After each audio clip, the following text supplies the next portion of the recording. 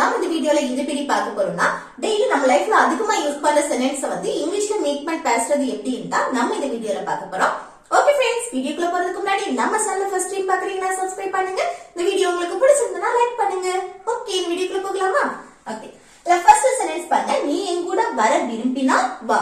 நம்ம சொல்லுவோம்ல, நீ என் கூட வரதுக்கு ஆசைப்பட்டேனா வா, உனக்கு என் கூட வர விருப்பம்னா வா.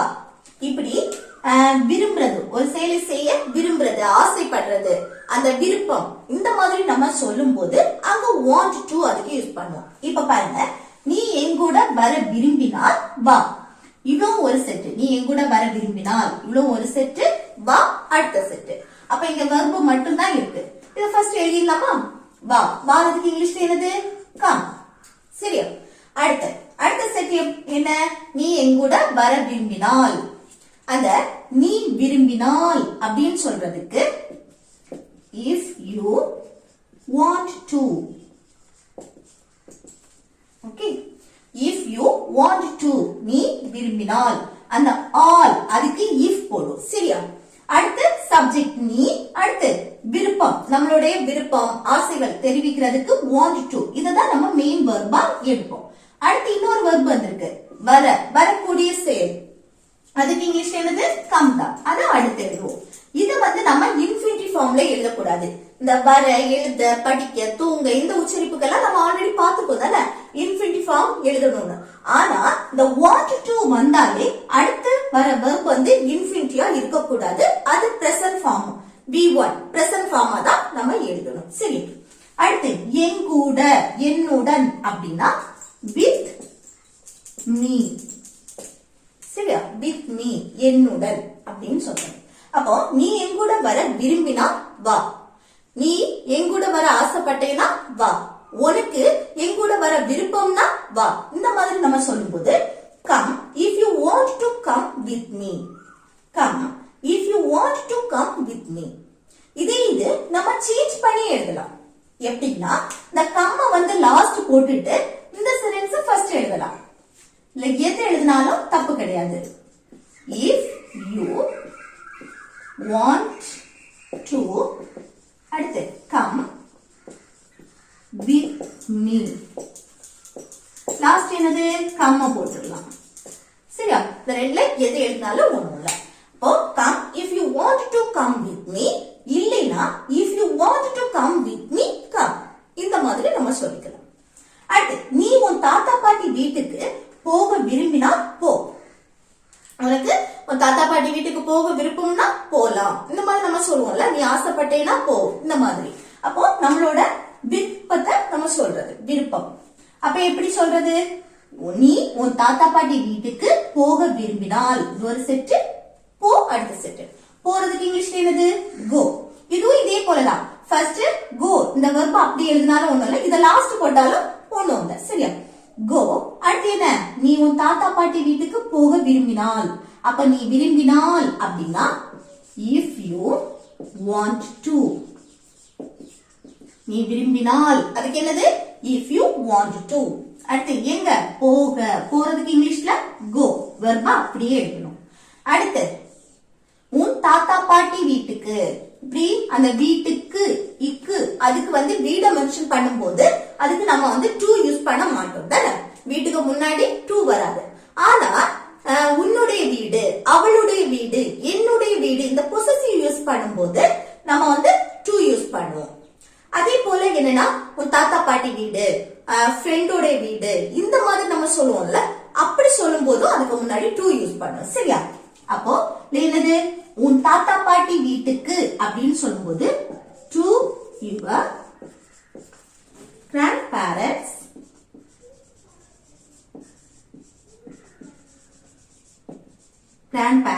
house.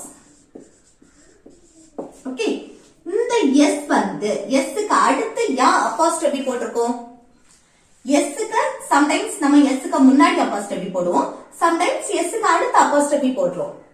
இப்போ என்னன்னா, இதுல யானா எஸ்க்கு அடுத்து அப்போஸ்ட்ரோபி போட்டிருக்கேன் அப்படின்னா இது வந்து என்னன்னா ப்ளூரல் நவுன். தாத்தா பாட்டி ரெண்டு பேரும் நம்ம மென்ஷன் பண்றோம். இப்போ தாத்தாவுடைய வீட்டுக்கு போற அப்படின்னு சொன்னா மட்டும் அது என்னது? சிங்குலர், ஒரே ஒரு ஆளை நம்ம மென்ஷன் பண்றது. இது பாட்டியுடைய வீடுனா அதே போல ஒரு ஆளை நம்ம மென்ஷன் பண்றது. மீராவுடைய வீடுனா ஒரே ஒரு ஆளை மென்ஷன் பண்றது. இப்படி ஒருத்தங்களை நம்ம மென்ஷன் பண்றோம் அப்படின்னா அப்ப நம்ம அந்த எஸ்க்கு முன்னாடி அப்போஸ்ட்ரோபி வரும். இப்போ எக்ஸாம்பிளுக்கு நான் நீ உன் தாத்தா வீட்டுக்கு போக விரும்பினா போ, இந்த மாதிரி நம்ம சொல்லும் போது இந்த இடத்துல என்ன வரும்? கிராண்ட்ஃபாதர்ஸ்.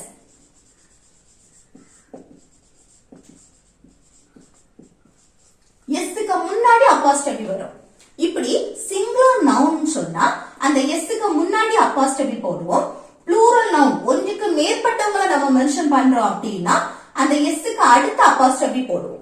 சரியா? நல்லா ஞாபகம் வச்சுக்கோங்க. இது மீராவுடைய வீடுன்னு சொல்லும் போது இங்க என்னது? மீராஸ் ஹவுஸ். ஒரே ஒரு பொண்ணு நம்ம மென்ஷன் பண்றோம், மீரா. அப்ப எஸ்க்கு முன்னாடி அப்போஸ்ட்ரோபி வரும். சரியா? சிங்குலர் நவுன் வரும்போது என்னது? எஸ்க்கு முன்னாடி நம்ம அப்போஸ்ட்ரோபி போட்டுருவோம். அடுத்து என்னன்னா இன்னொன்னு கவனிக்கணும். இந்த ப்ளூரல் நவுன்ஸ் வந்தாலே எப்பவுமே எஸ்க்கு அடுத்துதான் அப்போஸ்ட்ரோபி வருமானா? அப்படி கிடையாது. இதுல ப்ளூரல்ல என்னது? ரெகுலர், அடுத்து இர்ரெகுலர்.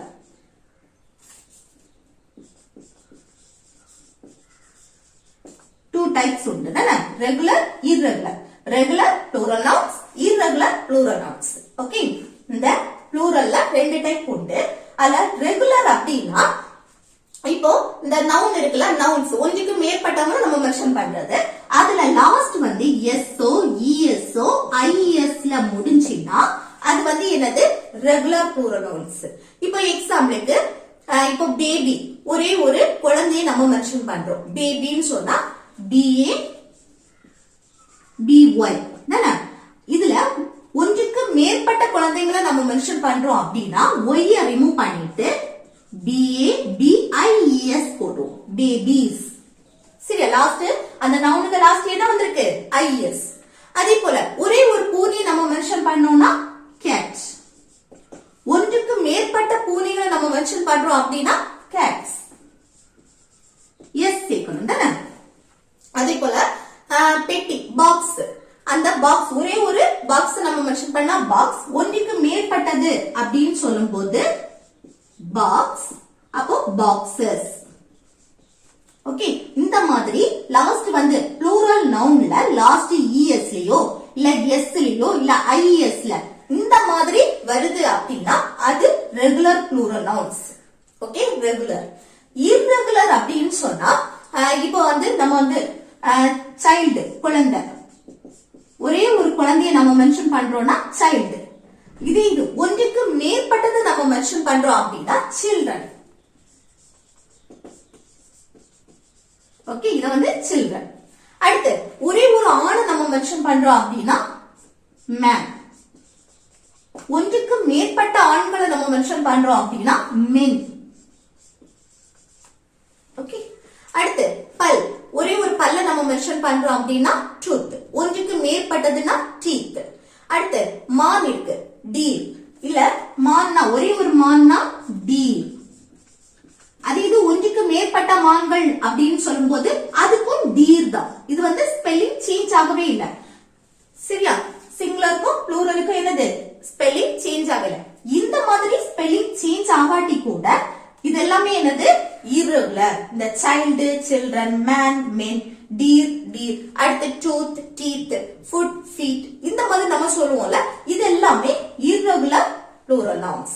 ஓகே, ரெகுலர் அப்படின்னா லாஸ்ட் எஸ்ஓ, இஎஸ்ஓ, ஐஎஸ்ஓ ஆட் பண்றது எல்லாமே ரெகுலர் ப்ளூரல் நவுன்ஸ். ஓகே, அப்போ இப்போ ரெகுலர், இர்ரெகுலர் ரெண்டுக்கும் புரிஞ்சதுல. இந்த ரெகுலர், இர்ரெகுலர் பத்தி நான் இப்ப எதுக்கு சொல்றேன்னா, இப்போ இந்த ரெகுலர் ப்ளூரல் நவுன்ஸ் இருக்குல்ல, இந்த ரெகுலர் ப்ளூரல் நவுன்ஸ்க்கு நம்ம எஸ்க்கு அடுத்து அப்போஸ்ட்ரோபி போடுவோம். இர்ரெகுலர் வந்துச்சு அப்படின்னா எஸ்க்கு முன்னாடி நம்ம அப்போஸ்ட்ரோபி போடுவோம். இந்த சிங்குலர் நவுனுக்கு நம்ம போடுறோம்ல, எஸ்க்கு முன்னாடி அப்போஸ்ட்ரோபி போடுறது. அதே போல இர்ரெகுலர் வந்துச்சு அப்படின்னா இந்த சிங்குலர் நவுனை போல எஸ்க்கு முன்னாடி அப்போஸ்ட்ரோபி போடுவோம். அதே இது ரெகுலர் ப்ளூரல் நவுன்ஸ் வந்துச்சு அப்படின்னு சொன்னா எஸ்க்கு அடுத்து அப்போஸ்ட்ரோபி போடுவோம். ஓகே, ரெண்டுக்கும் டிஃபரன்ஸ் புரியுதுல்ல? அதனாலதான் ரெகுலர், இர்ரெகுலர் ரெண்டுக்குள்ள டிஃபரன்ஸ் உங்களுக்கு தெரியும். சரி, அப்போ நீ உன் தாத்தா பாட்டி வீட்டுக்கு போக விரும்பினா போ. இந்த மாதிரி சொல்லும்போது எப்படி சொல்லலாம்? Go if you want to go to your grandparents' house. Okay. Go if you want to go to your grandparents' house. Okay. அடுத்து நெக்ஸ்ட் பாருங்க, நீ அங்க போக விரும்பலைன்னா போகாத. நம்ம சொல்லுவோம்ல, உனக்கு அங்க போக விருப்பம் இல்லைன்னா போகாத, நீ அங்க போக ஆசைப்படலைன்னா போகாத. இந்த மாதிரி நம்ம சொல்லுவோம்ல, நம்மளுடைய விருப்பங்களை சொல்றது. ஓகே, இது என்னது? நெகட்டிவ்ல இருக்கு. நீ அங்க போக விரும்பலைனா, உனக்கு அங்க போக விருப்பம் இல்லைனா, இந்த மாதிரி சொல்றது போகாத. அப்ப என்னது?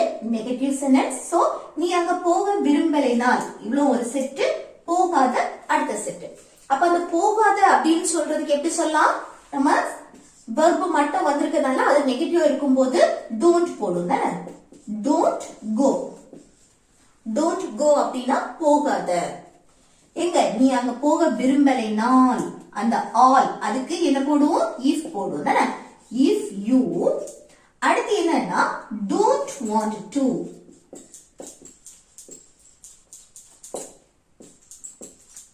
நீ விரும்பினால் அப்படின்னு சொல்லும்போது you want to. if you want to. Okay, நீ விரும்பினால் அப்படின்னா if you want to. அதே இது நீ விரும்பலைனால் அப்படின்னு சொல்லும்போது if you don't want to. இது நம்ம want to வரும்போது நம்ம மேக்ஸிமம் சிம்பிள் பிரசன்ஸ் படி தான் நம்ம பேசுவோம். சரியா? அப்ப அந்த சிம்பிள் பிரசன்ஸ் படி சொல்லும்போது don't இல்லனா doesn't சேர்ப்போம் நெகட்டிவ்க்கு. அது சப்ஜெக்ட்ட பொறுத்து. இங்க சப்ஜெக்ட் you வந்திருக்கனால தான் நம்ம don't சேர்த்துக்கோம். சரியா? அப்போ if you don't want to அப்படினா நீ விரும்பலைனால் எங்க போக. போறதுக்கு இங்கிலீஷ்ல என்னது? go. அடுத்து அங்க, அங்கன்னு சொல்லும்போது there. ஓகே, அப்ப இது எப்படி சொல்றது? நீ அங்க போக விரும்பலைனா போகாத அப்படின்னு சொல்லணும்னா எப்படி சொல்லுவோம்? don't go if you don't want to go there. don't go if you don't want to go there. Okay, அடுத்து நெக்ஸ்ட், நீ என்கிட்ட ஏதாவது சொல்ல விரும்பினா சொல்லு. நம்ம சொல்லுவோம்ல, நீ என்கிட்ட ஏதாவது சொல்ல விரும்புறீனா சொல்லு. உனக்கு என்கிட்ட ஏதாவது சொல்ல விருப்பம்னா சொல்லு. நீ ஏதாவது சொல்ல ஆசைப்படுறேன்னா சொல்லு. இந்த மாதிரி நம்ம சொல்லுவோம்ல, அது எப்படி சொல்றது பாருங்க. நீ என்கிட்ட ஏதாவது சொல்ல விரும்பினால் ஒரு செட்டு, சொல்லு அடுத்த செட்டு. அப்போ சொல்லு, என்கிட்ட சொல்லு, அந்த மீனிங் கொடுக்கிறது. tell me. tell வந்தாலே கூட ஆப்ஜெக்ட் நம்ம சேர்த்துருவோம் தானே. tell me அப்படின்னா என்கிட்ட சொல்லு அப்படின்னு அர்த்தம். நீ என்கிட்ட ஏதாவது சொல்ல விரும்பினால் அப்படின்னா அந்த நீ விரும்பினால் அப்படின்னு சொல்றதுக்கு எப்படி சொல்லலாம்? if you want to. அடுத்து சொல்ல அப்படின்னு சொல்லும்போது tell. அடுத்து என்கிட்டன்னு சொல்லும்போது me. ஏதாவது அப்படின்னா something. ஓகே, அப்போ நீ என்கிட்ட ஏதாவது சொல்ல விரும்பினால் சொல்லு அப்படின்னா tell me if you want to tell me something. if you want to அப்படின்னா நீ விரும்பினால். ஓகே, அடுத்து verb, அடுத்த verb அடுத்து எழுதிடணும். want to க்கு அடுத்து மெயின் verb இன்னொன்னு வரல, அது எழுதிடணும். அடுத்து tell க்கு அடுத்து என்னது? ஆப்ஜெக்ட் வரும். யார்கிட்ட நம்ம சொல்றோமோ அவங்கள. tell me something, ஏதாவது. ஓகே, அப்போ நீ என்கிட்ட ஏதாவது சொல்ல விரும்பினா சொல்லு அப்படின்னா tell me if you want to tell me something. அடுத்து நீ என்கிட்ட ஏதாவது கேட்க விரும்பினா கேளு. ஓகே, நீ என்கிட்ட ஏதாவது கேட்க விரும்பினால் என்னது? கேளு. இது எப்படி சொல்லலாம்? விரும்பினால் கேளு. கேட்கறதுக்கு இங்கிலீஷ்ல ask. அடுத்து நீ விரும்பினால் அதுக்கு என்னது? if you want to. அடுத்து இன்னொரு verb என்ன? கேட்க. கேட்கறதுக்கு இங்கிலீஷ்ல ask. அடுத்து யார்கிட்ட? என்கிட்ட ask me. சரியா? அடுத்து ஏதாவது அப்படின்னு சொல்லும்போது something. ஓகே, அப்போ நீ என்கிட்ட ஏதாவது கேட்க விரும்பினா கேளு அப்படின்னா இது எப்படி சொல்லலாம்? ask if you want to ask me something. சரியா? ask if you want to ask me something. Okay, என்கிட்ட கேளுன்னு சொல்லும்போது இல்ல ask me போட்டாலும் தப்பு கிடையாது. சரி, அடுத்து நீ காஃபி குடிக்க விரும்பினா குடி. உனக்கு காஃபி குடிக்க விருப்பம்னா குடி. நீ காஃபி குடிக்க ஆசைப்படுறேன்னா குடி. இந்த மாதிரி நம்ம சொல்லுவோம்ல, இது எப்படி சொல்றது? நீ காஃபி குடிக்க விரும்பினால் இது ஒரு செட்டு, குடி அடுத்த செட்டு. குடிக்கிறதுக்கு இங்கிலீஷ்ல drink. அடுத்து நீ விரும்பினால் அதுக்கு if you want to. அடுத்து குடிக்க, குடிக்கிறதுக்கு இங்கிலீஷ்ல verb என்ன? குடிக்கிறது ஒரு மெயின் verb. குடிக்கிறதுக்கு இங்கிலீஷ்ல drink. the want to க்கு அடுத்து என்னது? அடுத்த verb வந்துருது drink. அடுத்து coffee, அது அப்படியே எழுதணும். ஓகே, அப்போ நீ காஃபி குடிக்க விரும்பினா குடி அப்படின்னு சொல்லுவோம்ல, இது எப்படி சொல்லலாம்? drink if you want to drink coffee. drink if you want to drink coffee. Okay, அடுத்து நெக்ஸ்ட் பாருங்க. நீ டிவி பார்க்க விரும்பினா பாரு. உனக்கு டிவி பார்க்க விருப்பம்னா பாரு அப்படின்னு நம்ம சொல்லுவோம்ல, இது எப்படி சொல்றது? நீ டிவி பார்க்க விரும்பினால் பாரு. பார்க்கிறதுக்கு இங்கிலீஷ்ல இந்த டிவியை மென்ஷன் பண்ணி பார்க்கிறோம் அப்படின்னா அதுக்கு வாட்ச். வாட்ச். அடுத்து நீ டிவி பார்க்க விரும்பினால், நீ விரும்பினால் அப்படின்னா if you want to. அடுத்து இன்னொரு verb என்னது? பார்க்க. டிவியை மென்ஷன் பண்ணி பார்க்கிறதுக்கு வாட்ச். அடுத்து டிவி. சரியா? அப்போ நீ டிவி பார்க்க விரும்பினால் பாரு அப்படின்னா watch if you want to watch TV. watch if you want to watch TV. Next, நீ கார் ஓட்ட விரும்பினா ஓட்டு. நம்ம சொல்லுவோம்ல, நீ கார் ஓட்ட விரும்பினா ஓட்டு அப்படி. இது எப்படி சொல்லலாம்? நீ கார் ஓட்ட விரும்பினால், இது ஒரு செட்டு. அடுத்து ஓட்டு, அடுத்து தானே ஓட்டுறதுக்கு டிரைவ். நீ கார் ஓட்ட ஆசைப்பட்டேனா, உனக்கு விருப்பம்னா ஓட்டுன்னு சொல்றது டிரைவ். அடுத்து என்னது? நீ விரும்பினால் அப்படின்னு சொல்றதுக்கு எப்படி? if you want to. if you want to னா நீ விரும்பினால். எதுக்கு? கார் ஓட்டுறதுக்கு. அப்போ ஓட்டுறதுக்கு அடுத்த verb என்னது? drive. அடுத்து கார், a car. ஓகே, அப்போ நீ கார் ஓட்ட விரும்பினா ஓட்டு, உனக்கு கார் ஓட்ட விருப்பம்னா ஓட்டு, நீ கார் ஓட்ட ஆசைப்படுறேன்னா ஓட்டு. இந்த மாதிரி நம்ம சொல்றது drive if you want to drive a car. drive if you want to drive a car. இல்லைன்னா if you want to drive a car, drive அப்படின்னு சொல்லலாம். அடுத்து நீ பைக் ஓட்ட விரும்பினா ஓட்டு. நம்ம சொல்லுவோம்ல, நீ பைக் ஓட்ட விருப்பம்னா, உனக்கு பைக் ஓட்ட விருப்பம்னா ஓட்டு, நீ பைக் ஓட்ட ஆசைப்படுறேன்னா ஓட்டு. இந்த மாதிரி நம்ம சொல்லுவோம்ல, இது எப்படி சொல்றது? நீ பைக் ஓட்ட விரும்பினா ஓட்டு. இப்போ பைக்கை மென்ஷன் பண்ணி ஓட்டு அப்படின்னா அதுக்கு நம்ம டிரைவ் போடக்கூடாது, ரைட். ஓகே, பைக்கை மென்ஷன் பண்ணி நம்ம ஓட்டுன்னு சொன்னா ரைட். அடுத்து நீ விரும்பினால் if you want to. அடுத்து பைக்கை மென்ஷன் பண்ணி ஓட்டுறதுக்கு என்னது?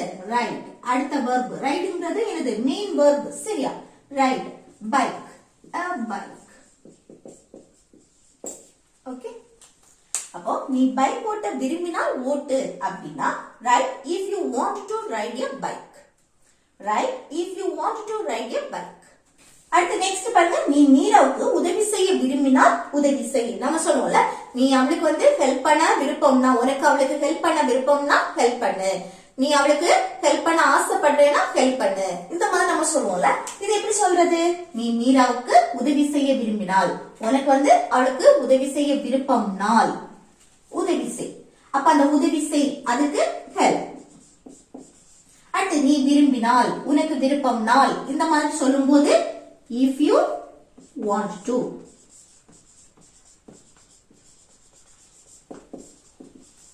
okay, if you want to. அடுத்து இன்னொரு verb என்ன? உதவி செய்ய. அடுத்து உதவி செய்யறதுக்கு ஹெல்ப். சரியா? அடுத்து மீராவுக்கு அப்படின்னா மீரா அப்படியே எழுதணும். சரியா? அப்போ நீ மீராவுக்கு உதவி செய்ய விரும்பினா உதவி செய். இல்ல உனக்கு அவளுக்கு ஹெல்ப் பண்ணணும்னு விருப்பம்னா ஹெல்ப் பண்ணு. இந்த மாதிரி நம்ம சொல்லுவோம் தானே? Help if you want to help Meera. Help if you want to help Meera. Okay, அடுத்து நெக்ஸ்ட் பாருங்க. இது ஹோம்வொர்க். சரியா? நீ அந்த காரை வாங்க விரும்பினா வாங்கு. நம்ம சொல்லுவோம்ல, உனக்கு அந்த காரை வாங்க விருப்பம்னா வாங்கு, நீ அந்த காரை வாங்க ஆசைப்படுறேன்னா வாங்கு. இந்த மாதிரி நம்ம சொல்லும் போது இது எப்படி சொல்லலாம்? இது எப்படி சொல்லலாம்னு கமெண்ட் பாக்ஸ்ல கமெண்ட் பண்ணுங்க. ஓகே ஃப்ரெண்ட்ஸ், இந்த வீடியோ உங்களுக்கு யூஸ்ஃபுல்லா இருக்குன்னு நினைக்கிறேன். யூஸ்ஃபுல்லா இருந்துச்சுன்னா இந்த வீடியோக்கு லைக் பண்ணுங்க, உங்க ஃப்ரெண்ட்ஸ்க்கு ஷேர் பண்ணுங்க.